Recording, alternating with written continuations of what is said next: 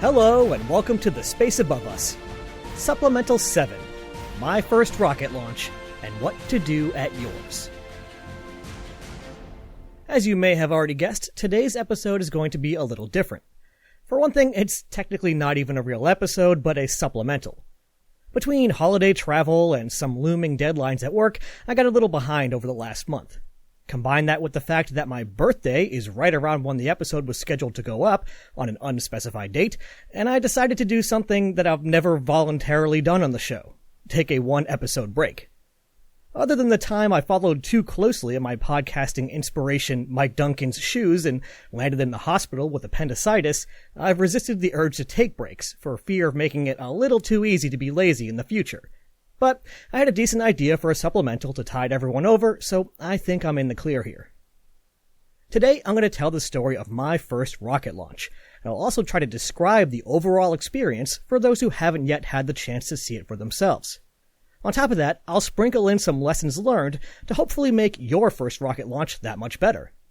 Since my launch took place at the Kennedy Space Center, my description of the experience, as well as any advice, is oriented around Florida, but it should mostly hold elsewhere. My launch story isn't the most dramatic in the world, but hey, it's mine, and I like to tell it. Way back in the early 2010s, I knew I was running out of time.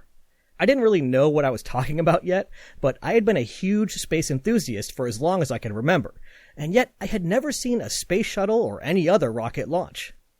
And this was a problem because, as we'll learn many episodes from now, the shuttle program was coming to an end. Since I am, if nothing else, a procrastinator, I had waited until almost the last possible second to start making serious plans to see a shuttle launch. Hoping to avoid overwhelming crowds while also giving myself one last backup opportunity, I set my sights on STS-134, the second-to-last launch of the Space Transportation System and the final flight of Space Shuttle Endeavour. I'm going to save all the details about the crew and mission for when we actually cover it, but if you're curious, the payload was the Alpha Magnetic Spectrometer. This was a super important astronomical instrument that was attached to the space station so that it could seek out dark matter in the universe. But for more details, you'll have to wait just a little bit longer.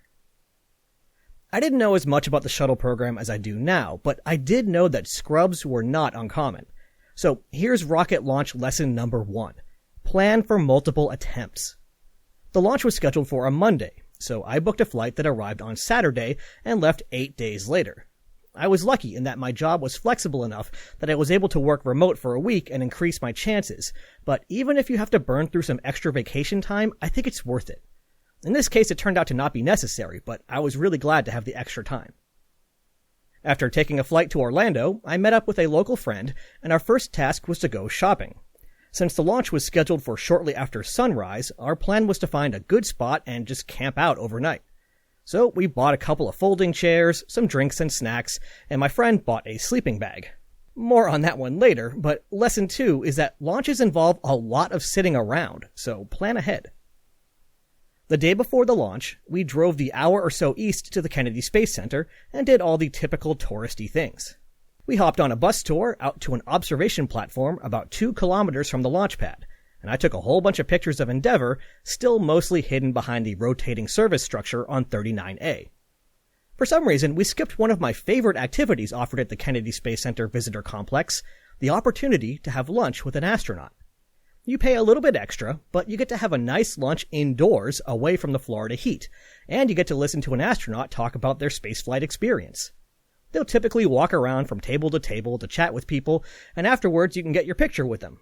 It's actually how I've met a bunch of familiar faces from the show, including John Blaha, Jerry Ross, Wendy Lawrence, and of course, Dan Tawney. So lesson number 3 isn't strictly launch related, but if you're going to go to the Kennedy Space Center, absolutely go for the Dine with an Astronaut experience. The visitor complex closed around 6 p.m., and the launch wasn't until 9 a.m. the next morning, so we had some time to kill. We grabbed some dinner and then made our way over to the chosen viewing area, arriving around 6:30 p.m. Lesson number 4, scout out viewing locations ahead of time and have a backup in case you don't like the look of it when you arrive, and then get there super early. Oh, and if you'll be on the grass, watch out for fire ants. That's not a joke. We had chosen the Max A. Brewer Memorial Parkway, a long bridge connecting Titusville with Merritt Island, It's located about 12 miles or 19 kilometers west of the launch pad. We had hoped to get closer, but with the shuttle program winding down, opportunities to view the launch from the Kennedy Space Center had sold out quickly. When I was planning from home, I liked the bridge because it provided an unobstructed view of the launch pad and was so big that I didn't think we'd have any trouble defending a good seat. It seemed like a nice balance between proximity and convenience.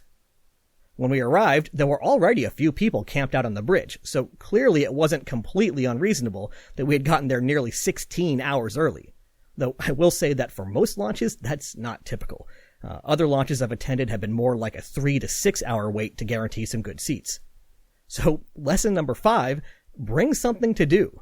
It felt weird to be so excited, right on the verge of achieving a lifelong goal of mine, but also bored out of my mind. From what we've learned here on the show, it sounds like it's not all that different in the shuttle cockpit during the final hours before launch.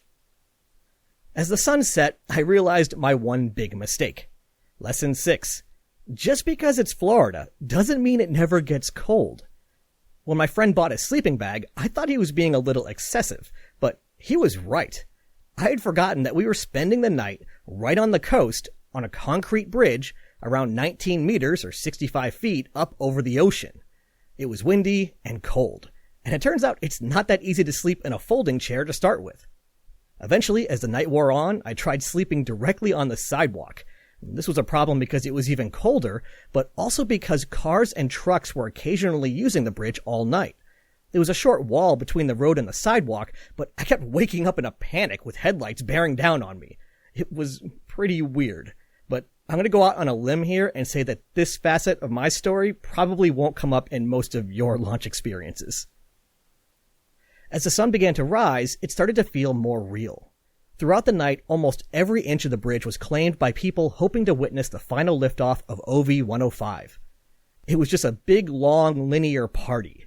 There was a nervous buzz as we all realized that the launch was very close, but still not a sure thing. So, lesson 7, make sure that you have a way to get information about what's going on.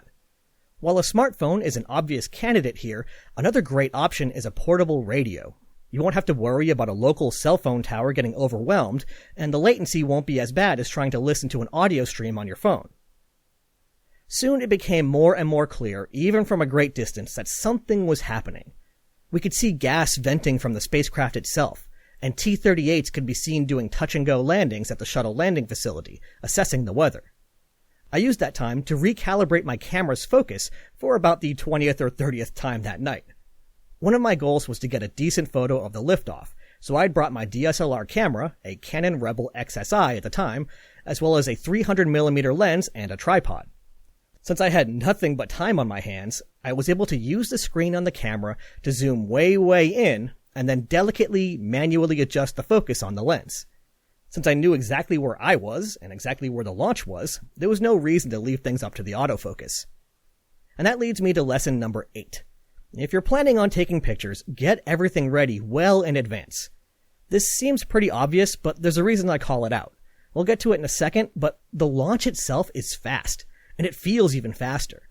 The last thing you want to be doing is fumbling around with your camera instead of witnessing one of the most incredible sights on Earth. Do your prep work, take practice photos, and set everything up so the camera and timer do the work, and you're free to enjoy the show.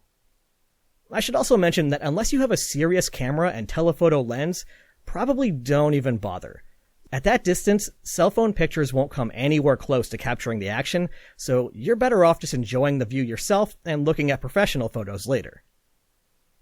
And speaking of that camera timer, lesson 9 is to make sure that you find out ahead of time exactly when the launch is, down to the second, and then make sure that your phone or watch are perfectly synced up with the actual time.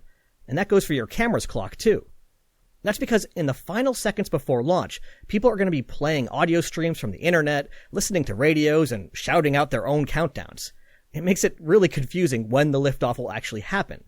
If you're there just to watch, this isn't that big of a deal, but if you want to take a photo, it's better to know the precise liftoff time for yourself. And that brings us to the launch itself. After years of dreaming about it, weeks of planning, and 16 uncomfortable and chilly hours sitting on a bridge, it was finally time for me to watch Endeavour light that candle. the first thing you notice, at least with the shuttle, is a massive billowing plume of steam pouring out of the flame trenches. It's unmistakable that something dramatic is happening. The first sound that hits your ears isn't actually from the vehicle, since it's too far away. Instead, you'll hear a lot of camera shutters firing like crazy, and people gasping and cheering. Next comes the light. If you've never seen one in person, rockets are so much brighter than you expect. It's not like turning on a lamp or even fireworks. It's like a tiny slice of the sun has been dropped down onto the Florida coastline and is now trying to get back up into the sky. No camera captures it properly. And before you can really recover from that brilliant sight right in front of you, the sound of ignition hits. At first, it sounds almost like a freight train in the distance. You don't hear it as loud at first, but you can tell that it was loud wherever the sound came from.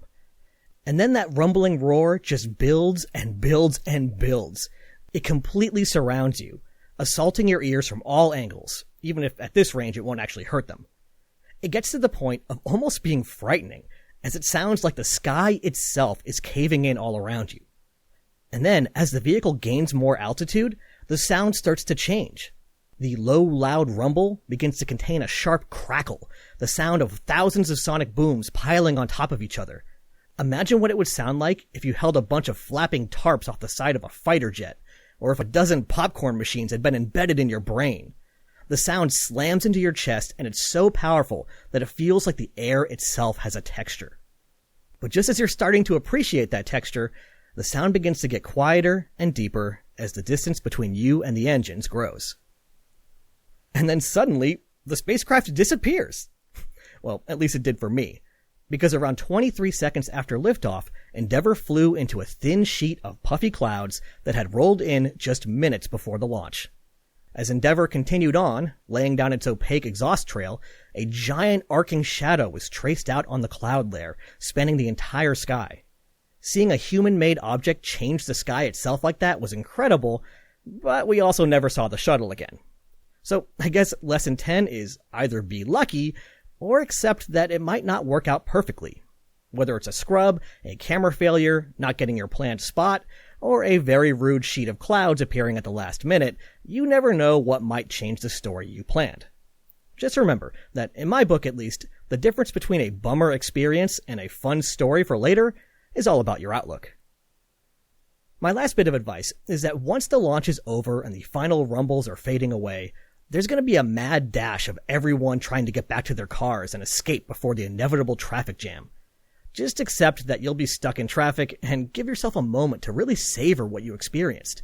Really build a memory around it. At the time of this recording, I've seen 6 orbital launches up close.